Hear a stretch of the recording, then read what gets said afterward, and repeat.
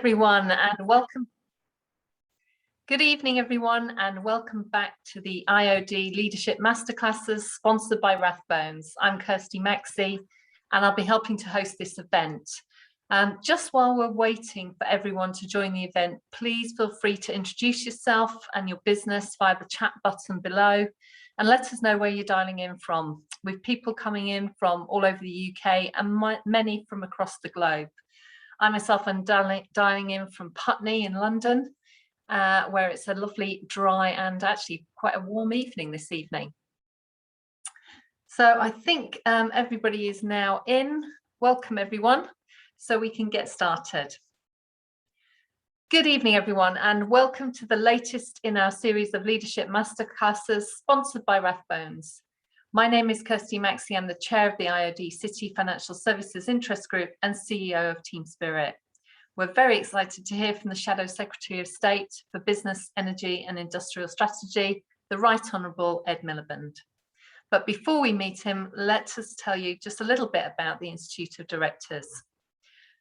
Here we believe that better directors make better businesses, and for just little as £35 a month, membership provides you with access to a whole range of useful business tools, from networking to tax and legal advice.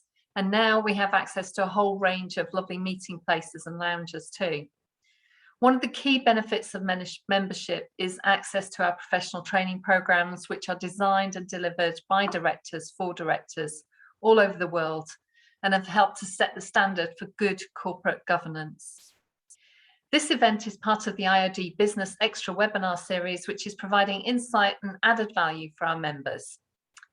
On the next slide, you can see the agenda this evening, which focuses on the interview, and there are two ways you can get involved at the bottom of your screen. Firstly, you'll see a chat button. Do use this to let us know where you're dialing in from, share your details with other attendees, and there'll also be a special LinkedIn post and chat box so that you can comment and connect with all the other attendees. Secondly, if you want to put a question to Ed Miliband, then use the Q&A button. If there's any questions that you really like, when they come up, you can upvote them and make sure that they're the ones that get answered. And finally, just to let you know that this webinar is being recorded. Now I'd like to introduce you to our sponsor of the Leadership Masterclass series, Jane Sydenham. Jane is the Investment Director at Rathbones and specialises in managing bespoke investment portfolios on behalf of private individuals, charities and entrepreneurs. Welcome, Jane, and over to you. Kirsty, many thanks for the introduction. I'm delighted that Rathbones is sponsoring this Institute of Directors speaker series. Our thanks go to Alastair King and his team, who've worked incredibly hard to secure wonderful speakers. And tonight we have Ed Miliband, Shadow Secretary of State for Business, Energy and Industrial Strategy. It's a really interesting time to hear from Ed, as we're halfway through COP26, for which he's Shadow President. In addition, his experience as Labour Party leader also gives him unique insights regarding the direction of the party going forward. Before Alastair begins his conversation with Ed, I wanted to spend a couple of minutes to introduce Rathbones for those of you who are less familiar with us. The Rathbones family, who were Quakers, initially began timber trading in the 1740s in Liverpool and were closely involved with the campaign to abolish slavery when both Liverpool and Bristol were at the centre of slave trading. From that principled position, over the centuries, the organisation has always believed in its wider responsibility to society rather than generating profit alone. Eleanor Rathbone, a suffragette, did much to campaign for the vote for women in the early 20th century.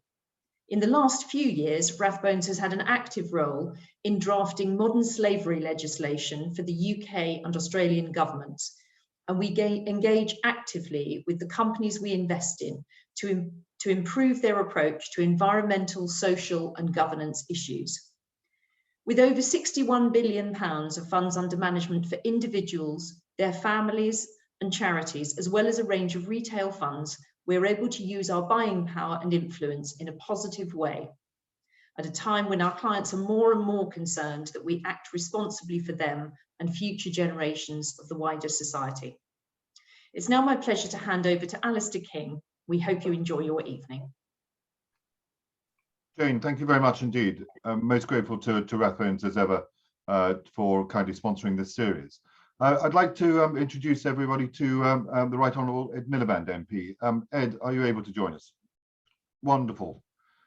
Ed, great to see you here. Thank you very much indeed for joining us this evening. We're very grateful to you, particularly given how busy you are at the moment.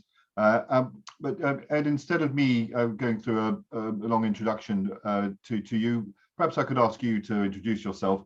Perhaps you could just give a summary of where did you start, how did you progress, and end up with saying what roles you currently hold. Well, look, Alastair, it's great to be with you this evening, and I want to thank the IoD for hosting this event and Rathbones. And you've got a long and rather important list of people who've done this event before, so I follow in good footsteps. I mean, it's such an interesting and broad question. I suppose I grew up in quite a political household in London in the Leeds actually in the 1970s when I was much younger, but then London in the 1980s. Went to a comprehensive in London Haverstock comprehensive, and I think it was obviously a very political time, the 1980s, in all kinds of different ways, and because I came from quite a political family, my father was a university lecturer, and my mother worked on an early campaigns around childcare. I suppose it, and also that they were Jewish refugees, both of them, and I think there's something about that experience which meant that they saw that politics could be transformational for people's lives in good ways and bad ways, and so I think that sort of led them to teach both me and David a sort of sense of responsibility for the world. I think, I mean, it was not really talked about much, their refugee experience, but I think it was definitely in the background. So I think that's a really important part of who I am. I went to university. I studied politics, philosophy, and economics at Oxford, and later did a master's in economics. I suppose I had the best apprenticeship you could have to learn about politics, which was working for Gordon Brown for 10 years. It didn't do much for my social life, but it was very good for my political learning and understanding. And I think it was a sort of dilemma actually about, which it might not appear now, about whether to take the leap into elected politics. But I sort of felt I didn't want to be an advisor just for my whole life, and wanted to sort of do my own thing. And that's what led me to stand, to seek a nomination for a seat, and then to stand in Doncaster North, where I'm the MP currently, and have been since 2005. I think, really important and influential job on my thinking was obviously being the climate change secretary. It's obviously very relevant in 2008 to 2010. It's obviously very relevant today. I then had this period as leader of the Labour Party, which was a sort of extraordinary experience in good ways and bad. And when I lost the election, I definitely was very clear that I didn't want to leave being an MP, because I felt I still had something to contribute, even not as a leader. And obviously I spent a number of years on the back benches thinking, and we'll come on to some of that, I think, thinking about ideas. And I think there is a sort of certain freedom you get from that. But when Keir Starmer asked me to do this current job as the Shadow Secretary of State for Business, Energy and Industrial Strategy, I was delighted, because it combines lots of my interests. How do we have an economy that is productive and fair? How do we support businesses to grow and succeed? How do we tackle the climate crisis? It's obviously a massive set of areas in this brief. And I suppose I think you want to come on to the state of the country, but I think the only point I'd make is we face massive challenges. I think bigger challenges than I can remember at any time in my political life in a broad sense. you know, that's what makes it both a very, very challenging time, but also a very interesting and important time. Thank you for the introduction. I mean, as leader of the Labour Party, you must have travelled the country sort of you know, top to bottom, and you must have gauged then the idea of the then current state of the nation. But what's the national mood now? With the people with whom you speak in Doncaster and around the country, you know, what are they concerned about and how are they thinking? Because as you say, it is an extraordinary moment in our political life. Look, I think there is a sense of, you know, relief for many people that we are coming out.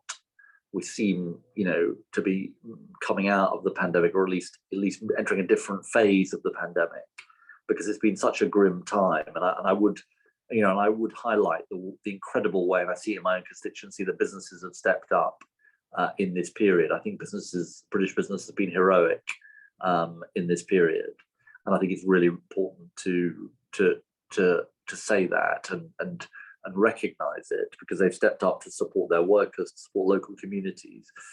I think the sort of mood is a sense of wanting to get back to as much as normal as possible. But I think many of the issues that we've faced over the past decade or so haven't gone away. The issues that produced a financial crisis, or the Brexit referendum, and the sentiments behind that, which maybe we'll come on to.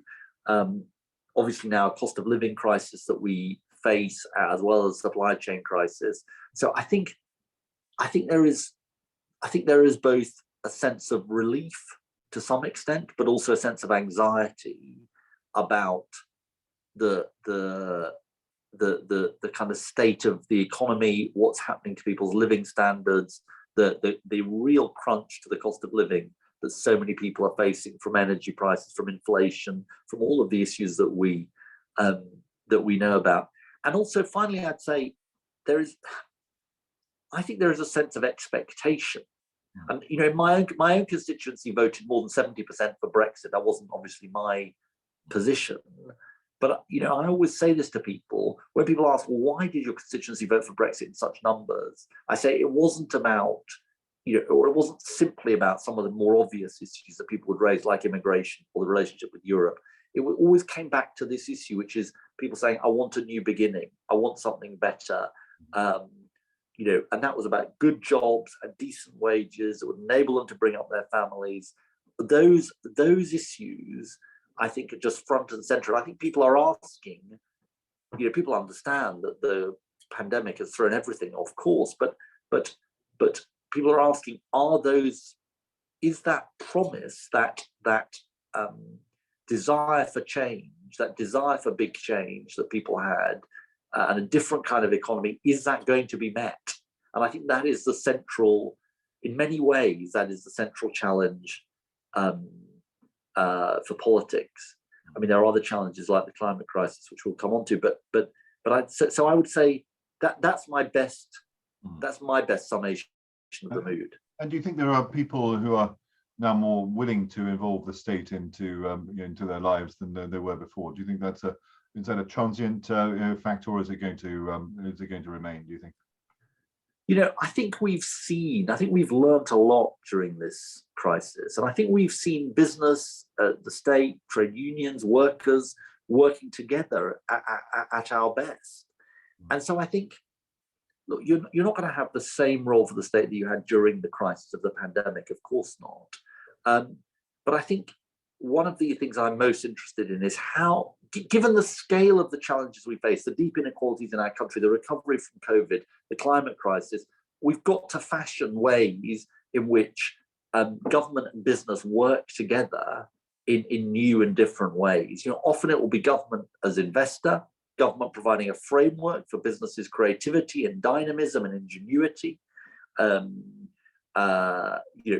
Government as supporter of long-term wealth creation. I'm very interested in the Institute of Directors' support for the Better Business Act, which is about how do you get that long-term wealth creation, not short-term wealth extraction, in our economy. So I think, you know, I think it is about a different role for the state. I think it's about learning, and perhaps learning from other countries, I always think of America as the great paradox here, which is, they don't like to boast about it, but whether it's Tesla or Apple or some of the other companies that have been very successful, often they began with a small amount of help, or even not small amount of help from government. It's what one of the people who writes about these things called the Entrepreneurial State, which can work with business. And that doesn't substitute. It's businesses that create that dynamism, those jobs, that wealth.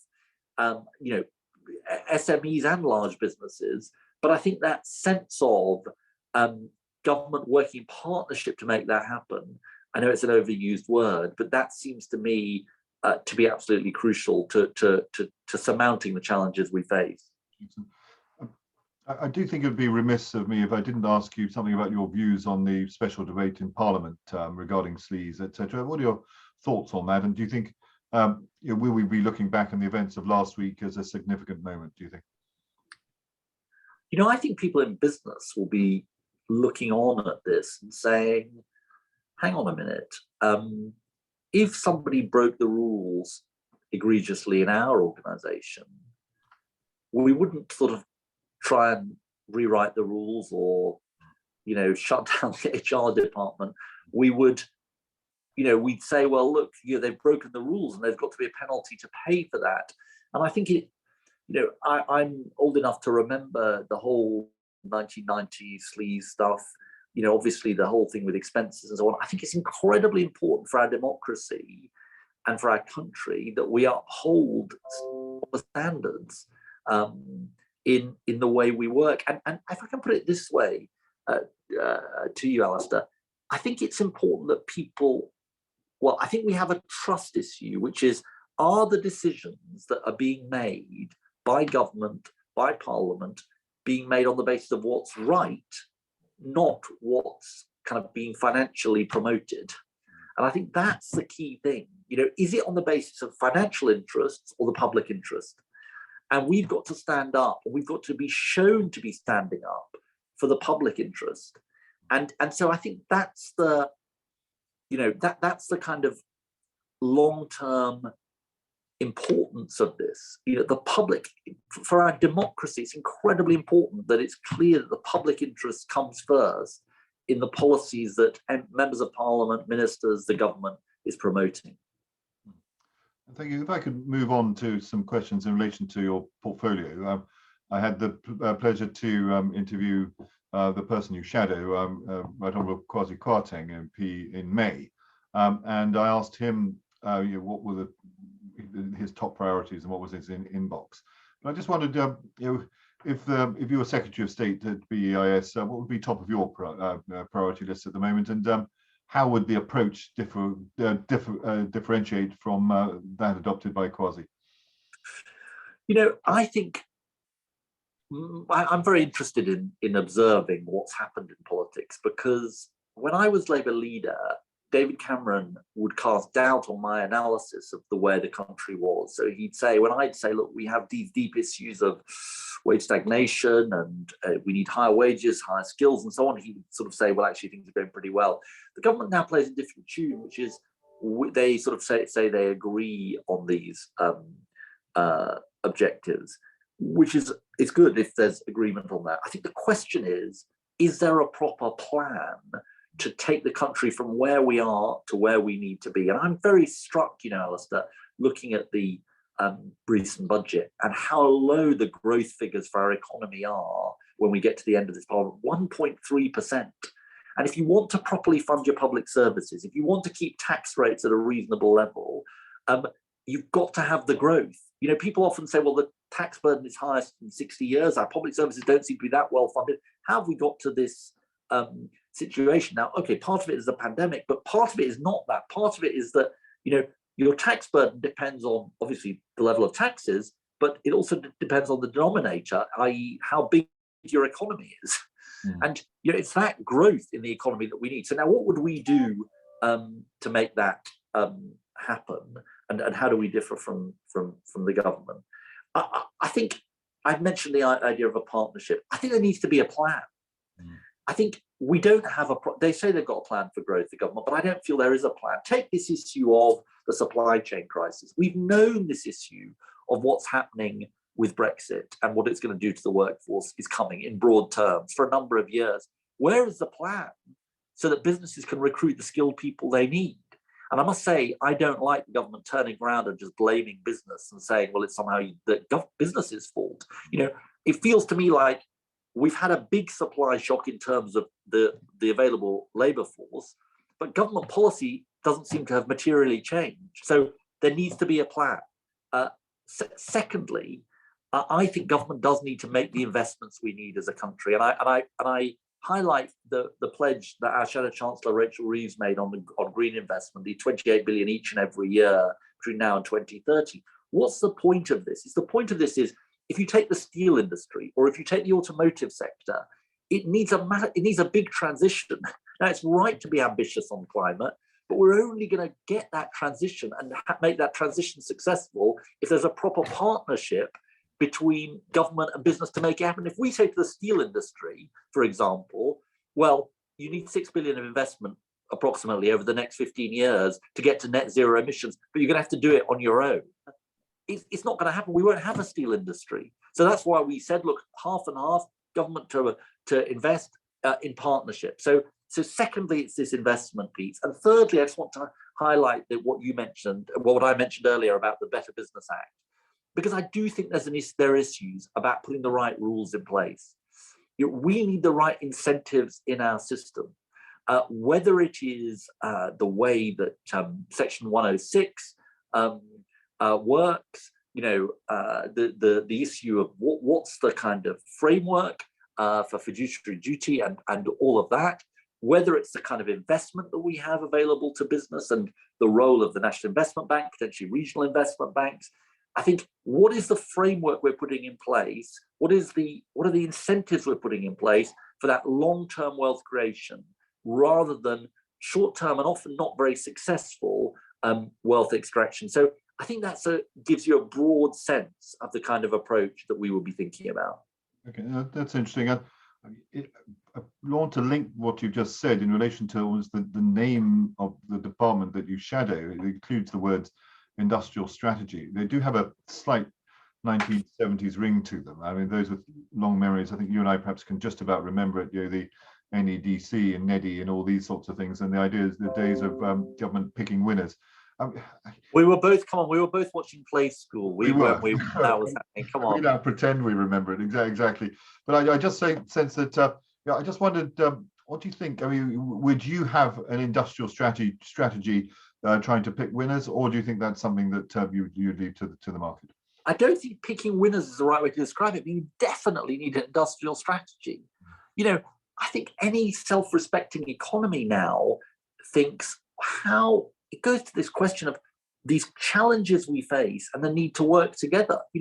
I just talk to people from the automotive sector, for example, and they say, well, it's fine to have a 2030 phase out date for petrol and diesel vehicles and the zero emissions mandate, but what is the plan? What is an industrial strategy? It's about a strategy for saying, well, how are we going to get the skilled workforce? If 80% of people in the automotive sector are going to need different skills to adapt to electric vehicles, how are we going to make sure that those skills are available? How are we going to make sure there's the flow of people into those skills? So I don't see this as about government picking winners. I see this as about government supporting the private sector, the ingenuity, the dynamism of the private sector to work with it, to do what government can do to provide the infrastructure, and I mean infrastructure in the broadest sense, not just sort of physical capital, but human capital, to make it possible for business to succeed. So I think, of course, there's issues about what happened in the 70s and so on. We're not going back there. I think it's more about how we're going to adapt to the modern challenges, that we face. And I'll make this point as well. An industrial strategy is not just about manufacturing. We should be proud of the services that we have that are the backbone of our economy. You need an industrial strategy for services too. What is government's role? We'll come on to the trade and cooperation agreement, to the role, to what we can do in that. That's part of an industrial strategy. I make this point about the care sector. Care is going to be an increasing part of our economy. As we think about care for the young and care for the elderly, you need a strategy for that too, to get the right skills in place. So I don't think we should have an allergy to this. And I think there's one other point I would make to this, which does go back to the pandemic. I was so struck by the pictures of the Chancellor outside number 11 Downing Street with Francis O'Grady from the TUC and Carolyn Fairburn from the CBI. Now, that was a Conservative Chancellor. I think the idea, though, that business, trade unions and government should work together is something we should be proud of, because, you know, when I talk to the most effective trade unions, what they're doing day to day, they were working with the employers to keep businesses going, to work out how they were going to confront the challenges that we face. So I don't think we want to go backwards, but I don't think we should be prisoners of the past. I think we've got to think about the future and confront the future challenges we face. And that definitely lies in a proper industrial strategy. That definitely lies in cooperation. So if I can come back to what you said in relation to your constituents in Doncaster, you know, they were 70% pro-Brexit. You were a vocal opponent of Brexit. Many feared that a new trade deal with the EU would give rise to lorries and, you know, the M20 being full, becoming a car park and all the rest of it, and other visible sides of trade disruption. To a great extent, that hasn't happened, but there's obviously still some disquiet in relation to the bureaucratic load that's been put onto business. Now we're nearly a year into the new environment. You know, can those bureaucratic problems still be viewed as teething problems, or do you think they're rather more deep rooted? Well, look, we're not reopening. I think it's important to say at the outset, we're not reopening leave and remain. That would be the wrong thing to do. I think the country has rightly now moved on from this, and we don't want a rerun of that referendum. And as Keir Starmer said, we do have a duty to make Brexit work and to make it work as well as it can. I mean, the Office of Budget Responsibility was quite concerning in what they said, because they said that Brexit overall, I think, would lose us 4% of our national income in the long term, whereas a higher estimate than for COVID, and has had serious dent in our trade as well. And the businesses I talk to are facing sort of real obstacles. I think the way we think about it is let's not rip up the agreement that we have. And start again. Let's build on it. And let's build on it in some obvious areas. A veterinary agreement, not least to help us with the problems that we're facing in terms of Northern Ireland. Mutual recognition of professional qualifications, which I think is really an important area, and is something that was sort of is really is missing and missing badly from the agreement. And then there are issues around financial services and whether we can get an agreement around equivalence. Now, I think all of those issues remain unfinished business, and things that a Labour government would want to try and drive forward, to build on what we've got, not to go backwards, not to rerun old arguments, but to make progress. I'm going to pick up on one of the points you said in relation to the financial services element, and that is I work closely with the Lord Mayor. I'm an Alderman in the City of London, and the Lord Mayor, in his or her capacity, is the Global Ambassador for British Financial and Professional Services. Would Labour be going all out to seek to get a free trade agreement with the EU which would cover financial services? And in which case, if that was the case, where would its priorities lie on the financial services side? I mean, look, I think it's important to work with the financial services industry on this, and I mean, the financial services industry is adapting as best it can to the circumstances that it finds itself in. But the whole point of this agreement, I would suggest, is that it forms the basis of moving forward, and it should obviously remain in place. But if we can build on it, it would be right to do so. And so I think regulatory equivalence, and obviously we're not going to get passporting, but regulatory equivalence, I would have thought would help the financial services sector, and it is something that we should try and seek to attain with the European Union. It's something a Labour government would do. I think, look, the point about this is, you know, we need to make this work. We need to make it work in the interests of the whole economy. And, you know, I don't think we should be sort of taking for granted issues around competitiveness and the challenges our business is facing, whether it's in financial services or in professional services, where there's massive work that we need to do. So we would want to work with the Lord Mayor, the industry, to try and build on what we've got if we possibly can. Thank you. I'd just like to remind our viewers that you're listening to or watching the IoD interview series with me, Alastair King. This evening, I have the great pleasure to be interviewing the Right Honourable Ed Miliband MP, the Shadow Secretary of State at the Department of Business, Energy and Industrial Strategy. This event is kindly sponsored by Rathbones. Ed, if I could move on to ask a couple of questions about your book, your excellent book, which I've been reading. It has an extraordinary title, Go Big, How to Fix Our World. I mean, that's... I thought I would be unambitious. Exactly. I thought I'd learn my sights.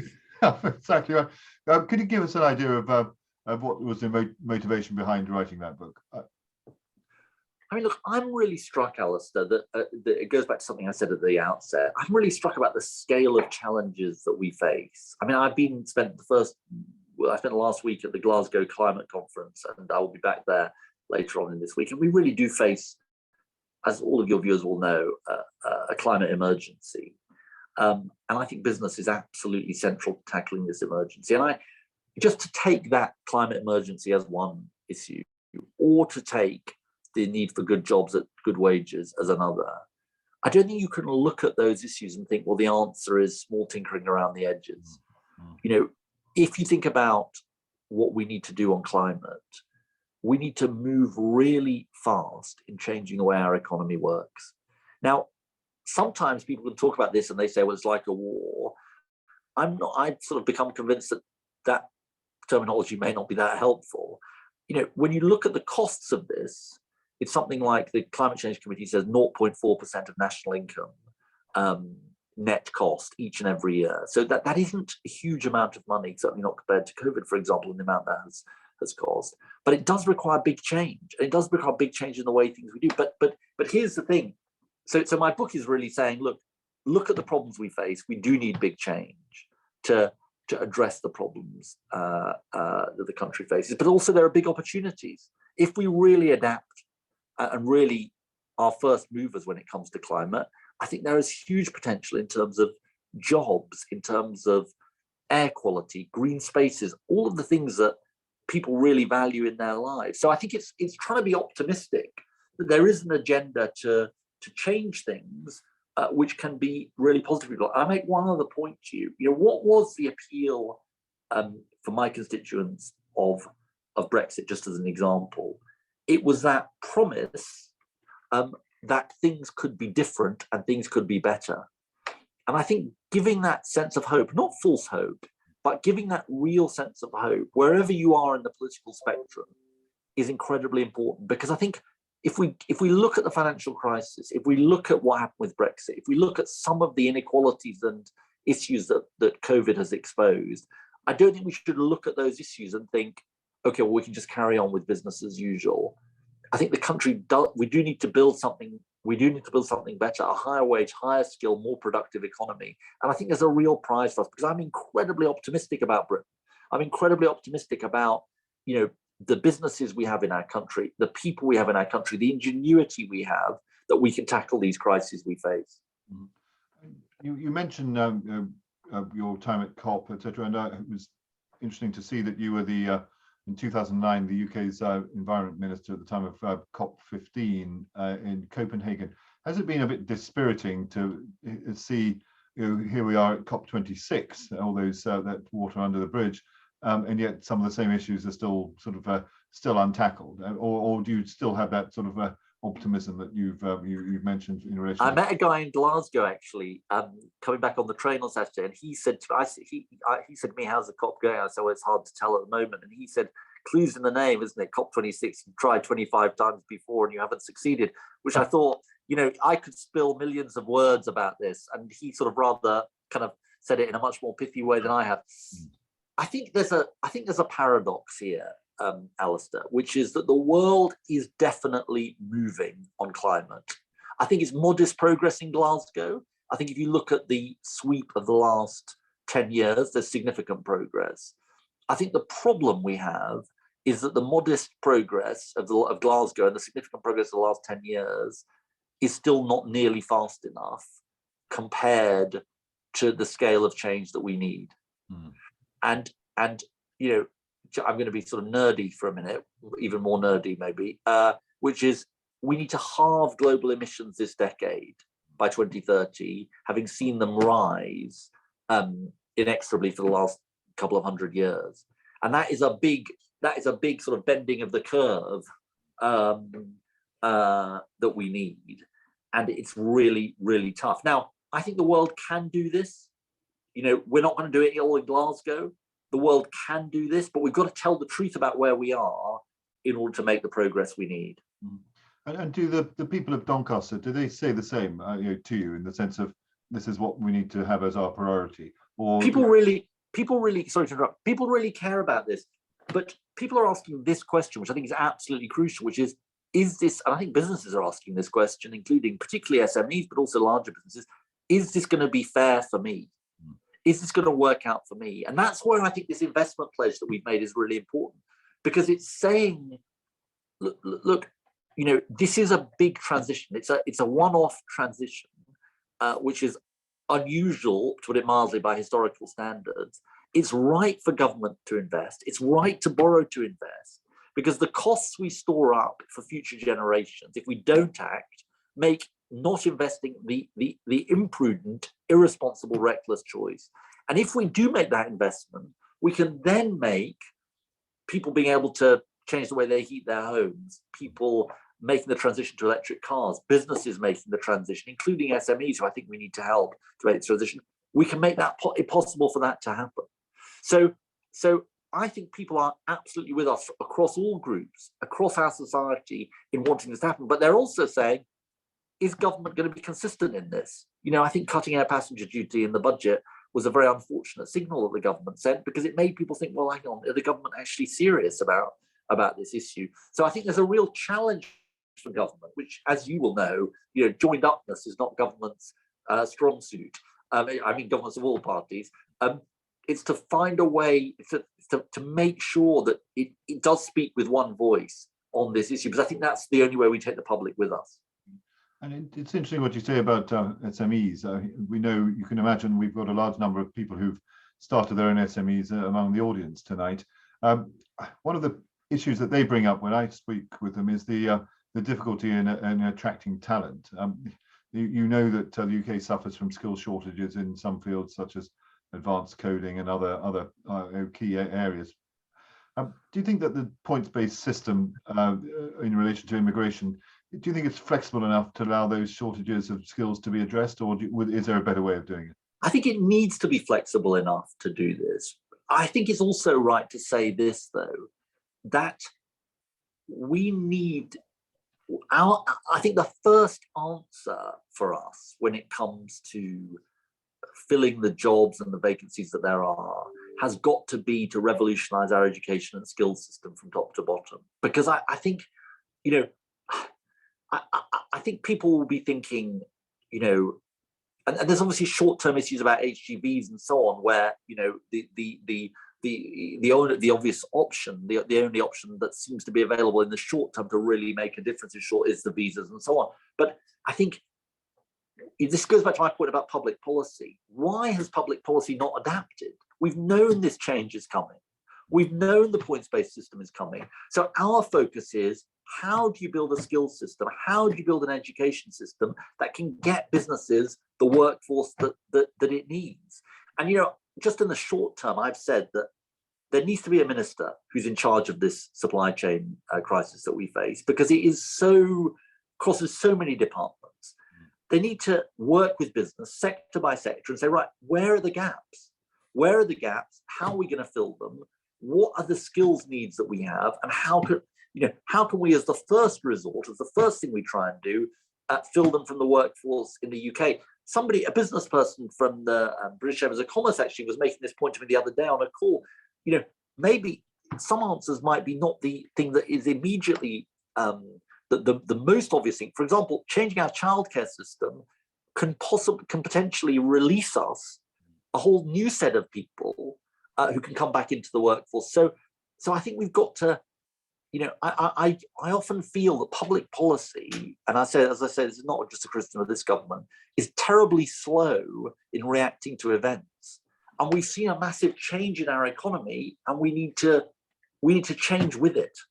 How many ministers are currently involved in trying to address the supply chain matter there? I mean, in a sense, you would say that it should be just one. Across how many portfolios is the supply chain matter being dealt with now? I mean, all 7, 8, 9. I mean, all so many. I mean, it goes from DEFRA to BEIS to the Treasury to the Cabinet Office, to the Department for Education. I mean, it's sort of so multiple departments, and I think there needs to be that focus.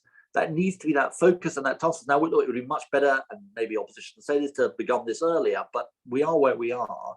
But I think, and it's not just about getting through Christmas. Of course, that's important, but it is also about how do we address this structural change? And it's clear from the OBR, if you read the OBR, there has been a structural change in our economy. How do we address this issue in a way that is going to benefit businesses and workers? And the notion that it's just up to the individual business, this is a collective act. This is a collective problem. This is a collective challenge. For the Prime Minister to say, well, it's just up to business to deal with this, and the market will adjust. I mean, I don't think that's going to happen, and it just, without government playing its proper role. And we don't want the cause of this to be just inflation, which benefits nobody. So there's got to be real focus on how do we address these issues. What needs to change about our skills system? And by the way, DWP is another one. What needs to change about Job Centre Plus and the way it works? What are the problems in the the Kickstart scheme, for example, which mean that we're not necessarily actually seeing the young people, because I hear that quite a lot from businesses. So I think there's a huge amount that we need to do. Mm-hmm. You were mentioning earlier that you and I were obviously watching Play School around the same time, and we're obviously we've been influenced by the same music as well, Ed, because you do a podcast entitled Reasons to Be Cheerful. And I always ask my interviewees the same question. And that is, I mentioned the fact in 1979, Ian Dury and the Blockheads released a track called Reasons to Be Cheerful Part 3. And effectively what Ian Dury did was just sing a list of things that made him happy when we were in tough times. And I just wonder, in these tough times, what are the reasons to be cheerful that you think are out there, which may be hidden? I mean, I think I'd have to say the first one is that I took my son, because he turned 11 yesterday, to Arsenal versus Watford. And I confess I'm not an Arsenal fan, I'm a Leeds United fan, but I've sort of transferred my allegiance, and they won 1-0. So that made him very cheerful. And it made me cheerful too. I appreciate that's not quite the sort of national mood question that you were asking. I think here's the interesting thing, Alastair. What makes me cheerful is actually the people of the country. And their ingenuity, their dynamism, their creativity, their kindness. People say, is it hard being a public figure? People must sort of come up to you and sort of be horrible to you and so on. And actually, most people are incredibly nice. And I think that's an incredibly important thing to know about the country. And then it's the, I see, to be fair, I see this at COP26, it's the young people who are demanding change in a very sort of peaceful, positive way about their futures. It's the business people who are helping to design change and who are, in it because they want to change things. You've championed at the IoD this idea of purpose-driven businesses. I think the vast majority of businesses are purpose-driven. I just think of the businesses in my constituency, and I think of the businesses around the country during the pandemic. They have spoken for purpose in the way that they have acted in this pandemic, helping out with school meals, free school meals, helping out their workforce. I think the pandemic has been a terrible, terrible thing for so many people, for families, for the people who died, all of that. And yet at the same time, it's brought out, it's shown something about us as well. in the face of this terrible adversity. And so, I think we should be incredibly proud of our country. I think we should be incredibly proud of the businesses in our country. And I don't think if we work together, I think there's nothing that can stop us in terms of what we achieve. Wonderful. And thank you very much indeed for those are my questions. I'm going to move on to the Q&A from the audience. We've got some excellent questions that have been coming in as we've been speaking. I think the first one is from Mariam. Mariam is asking, does the government do enough effectively in relation to promoting smaller businesses, and what could it do how could it improve itself? I mean, I think the answer to that is no. I think what is very front of my mind at the moment is the whole business rates question. And I think we have ducked this as a country for too long. I think it's been 8 years of the government reviewing it, and they seem to have now ducked out of this. We have to stand up for our high street businesses, and we can't carry on with the unlevel playing field we have between internet businesses and high street businesses. And I think it is a very, very unfair system. We can't just tweak around the edges. We've said we would abolish business rates and produce a new system that did level that playing field. It's something we'll unveil before the election. And I think, I think that's one very concrete way in which we need to stand up for small businesses in our country. I think we should do more, by the way, as well, to unleash the power of small business and give people the chance to start up their own small business. There was something called the Enterprise Allowance Scheme, I think, which the government came up with, which to give small businesses the chance to start small businesses. The new Enterprise Allowance, I think it was called, and we've said we would have 100,000 new startups a year funded through a version of that scheme. I think the government may have ended that scheme, and I think that's regrettable. So I think we need to do more to do that. I think there are continuing issues of late payment. I was really struck talking to small businesses recently that this late payment issue has not been properly gripped, and I think we as a party really want to champion and promote small businesses, and that's some of the ways I think we can. And by the way, just one other thing. When we think about this climate investment pledge, it can't just be the investment we put into this. It can't just be about the largest businesses, because this has got to be about the supply chain and has got to be about how small businesses can benefit from it. Just as a simple example, if we had a proper house by house, street by street insulation scheme in our country, which is what we would do, I think there are so many businesses in the construction sector, broadly understood, who could really benefit from this. Lovely, thank you, Ed. Got a question from Ian. Ian's asking, how would Labour address the increasing threats from China and Russia, including cyber and economic threats?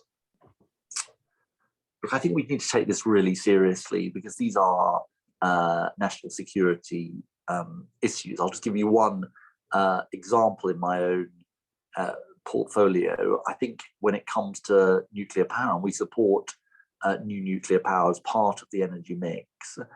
I don't think we want going forward the kind of stakes from the Chinese government that have been put in place in the past. I think we've got to move on from that. I think we've got to take this really seriously. I also make this point, which is, people will be aware, and we haven't really touched on it that much, that the energy crisis we're facing in terms of gas prices is partly because we are exposed to some of the actions of Russia.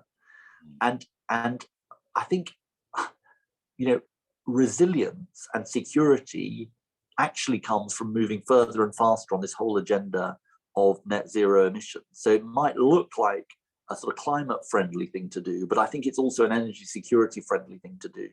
If we have our renewable power, if we have our own nuclear power, if we invest in energy efficiency, we become less reliant on this international gas market, where Russia obviously plays an important role, and less exposed.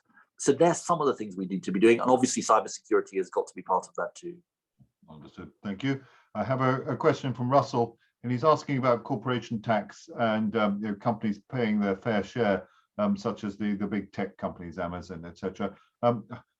He's asking what's your view on how a sort of equalization could be implemented, how tax reform to allow these big companies to pay their fair share could be implemented?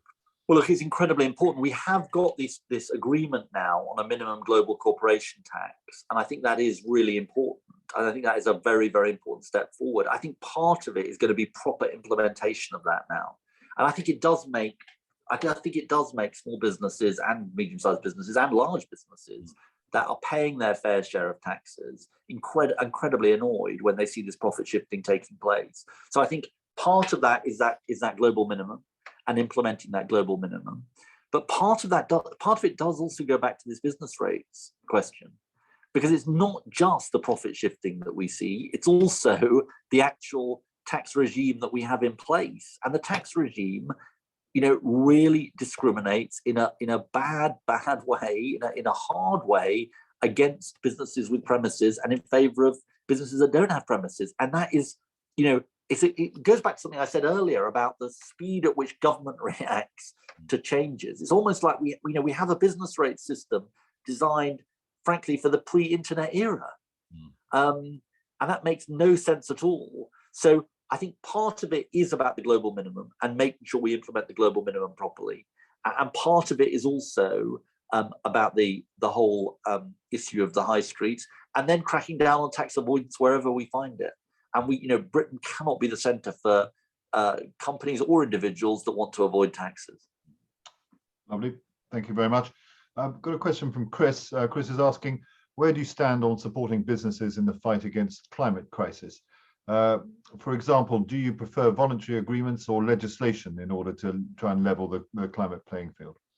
I think there's different aspects to this. I think you need a combination of both. So one of the things that we've said is that by 2023, we believe we should put in place for large financial institutions and our largest businesses, starting with the FTSE 100, that they have to have not just climate disclosure, which is important, but also proper, what we call in the jargon, 1.5 degree compatible transition plans. So how are they as businesses and financial institutions with their investments going to take action compatible with this 1.5 degree target, keeping global warming to 1.5 degrees, which is what was agreed in the Paris Agreement and is obviously the objective of the UK government.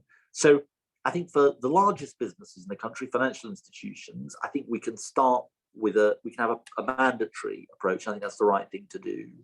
I think when it comes to SMEs, that the approach should be more voluntaristic. And I think, I'm really struck that when it comes to small businesses, for example, one of the areas that they could really make, that could help them, and it goes to, and indeed medium-sized businesses, is around the issue of energy efficiency. And so we're thinking about this issue of long-term zero-interest loans for companies, perhaps provided by government, to help them make the transition, to help improve energy efficiency. In a way, you could sort of see a similar approach for households and a similar approach for businesses. So I think you need that combination of compulsion, but also voluntary action to help businesses come on board. I'll make this one other point to you, Alastair. I think business has been an incredible champion on this issue. I'm so struck that it is business that is pushing government to go further. On this issue of mandatory standards, we had lots of big businesses actually coming out and saying, we want mandatory standards. We had Aviva that actually proposed this 2023 idea around a financial institution. So business is leading this debate, and I want to thank business for the incredible leadership that it's shown in this debate. Okay, so thank you. Ed, we've got a question from Mark. Mark is saying you were the UK's climate minister at COP15. What, if anything, are you proud of that's changed since then? And what are you concerned about the takeaways from COP26? So what I'm proud of is the way that the world has moved in terms of its political will to act. And I do think it's important to underline this. You see it across the world.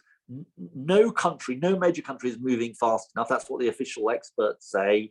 But and that includes China and India and the US and indeed the UK. But every major country is starting to move now. So that's what proud of, and that is what I am pleased about. I'd also add that the ingenuity and the dynamism of business allied with the state has seen the costs of renewable energy absolutely plummet in the last decade, Alastair. And it shows what an industrial policy can achieve, because it has driven down those costs so that we're not now saying go green because it's the expensive but climate friendly option. We're saying go green because it is so often the least cost option that we face. Onshore wind, offshore wind, the prices are absolutely plummeting. So it's solar. And I think that is the alliance that I've talked about. What am I concerned about? I'll just be completely frank with you. We've got to halve global emissions this decade to keep 1.5 degrees alive, and we are way off where we need to be. And I fear at the end of Glasgow, we're going to be way off where we need to be. And we shouldn't pretend that the modest progress in Glasgow is enough, because that would be what they call greenwash. We've got to be open and honest, and I think there has been a bit too much government spin on this. We've got to be open and honest about how far we've got. And one thing for your viewers to look out for is Glasgow and what's agreed is important, but also when do we come back to these issues? The world isn't due to return to these negotiations in this form until 2025. That's too late. We need to come back much earlier. So we've got a question from Megan, who is asking, what is the one thing you hope politically we take away from the pandemic? So politically, what do we take away from the pandemic? I think it's about working together. I honestly think it's about all sides of all parts of the country working together, whether you are in business or you are in government, or you are a trade union. Working together, we are unstoppable. Now, we're not going to agree on everything all the time, but the value of cooperation, in a way, it's a sense of that, the vaccine. I mean, the vaccine has been amazing, not say miraculous, and the private sector has been amazing. Partly, though, there was, and this is to give credit to the government, actually, began a bit under Labour, but the government carried it on. The whole vaccine strategy came from that partnership. So I think that sense of cooperation is absolutely, and it has shown the best of us. And then I suppose it would be applying that spirit of looking after, and it's not just cooperation and partnership, it's looking after each other. It's looking out for each other. It's that, we are in this together, and applying that to the way our country is run. I think that's absolutely the key thing. And then thinking, well, how do we need to change the way the country is run to adapt it so it meets that moment? Lovely. Ed, we've miraculously we've run out of time. I've enjoyed our conversation very much indeed. It's been really excellent. I'm sorry to everybody who put in questions that we haven't had time to ask. We've had a whole deluge of other questions. Ed, also, other than a slightly questionable remark in relation to now supporting Arsenal, which I find sort of slightly alarming, I've enjoyed the answers you've given, and thank you very much indeed for being such a good sport. Well, thank you very much. Well, it's a real pleasure, Alastair. And look, if people have burning questions that they didn't feel we answered, please pass on their thoughts and comments to me, hopefully through your good offices, because I don't want to lose the really good responses that people have had in the chat, which I haven't managed to sort of be looking at as they come in. But I don't want to distract myself. But so please do pass those on, because I'd really be interested in people's thoughts. We'll do that. Ed, thank you very much indeed. Thank you. Like to talk I've really enjoyed it. I hope to speak with you soon. All the best to you. Thank you so much. Take care. Bye. Bye now. Thank you to Ed. Most grateful to him. Just wanted to say that we've got another, I think, an excellent interview coming up. We've got, I'm interviewing on Monday, the 22nd of November, Baroness Lucy Neville-Rolfe, who's the chair of the UK ASEAN Business Council, a remarkably good speaker, a Tory peer, and I think a very good speaker in relation to the high growth areas of the economy and how British business can take advantage of that. I'm then interviewing Mrs. Kate Pentus-Rossemanos, who is the Minister of the Economy for the Finance Minister, pardon me, of the Republic of Estonia, and I think perhaps the most digitized economy in the world. And then 13th of December, I've got the Right Honourable the Lord Mayor of London, who will give his views on how his year will pan out in relation to promoting British financial and professional services. Just wanted to leave by saying, well, here's the advantages of becoming a member of the IoD. I do hope you'll take advantage of that. The legal and professional and sort of legal and tax helpline is particularly helpful for so many people, and so it's worth the subscription by itself.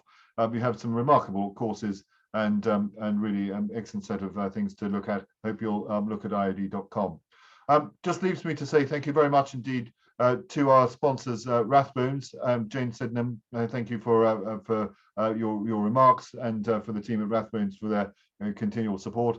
Thank you very much indeed to the IoD team who helped put this together, Kirsty Maxey and Vanessa Busco. I'd like to thank my production team in relation to Naseby King Asset Management, which is Sophia Mooney and Manuela Pelticova. I'd like to thank Ed for being such a great interviewee. I'm most grateful to him for his candor and his answers. And lastly, I'd like to thank you, the audience, for being with us tonight. I've really enjoyed it. Thank you very much indeed. Look forward to seeing you on the 22nd of November. All best to you. Bye-bye now.